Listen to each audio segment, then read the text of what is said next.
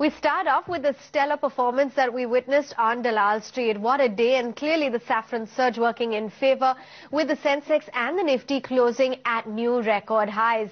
So it was 63.9 on the Nifty, and for the Sensex we closed at that new record high of 21,286.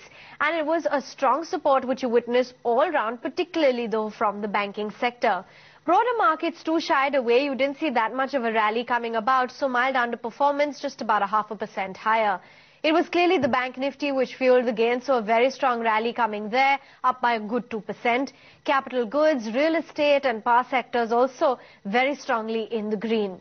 You had DLF, which was your top gainer today. Metals contributed on the upside as well, so Sesta Sterlite up by a good 5%. ACC and Ambuja were also beneficiaries of the rally we witnessed today. But it was clearly the banking pack, particularly some of the mid-cap banks which exhibited a lot of resilience. Take a look at an OBC, for instance, up a good 7%. Canara Bank, IndusInd Bank, Union Bank were some of the names that featured on the gaining list. Apart from that, you had something like a Power Grid which was in focus, given that the FPO worth 78.8 crore shares, that was subscribed by close to 6.6 times, so the counter rallied smartly.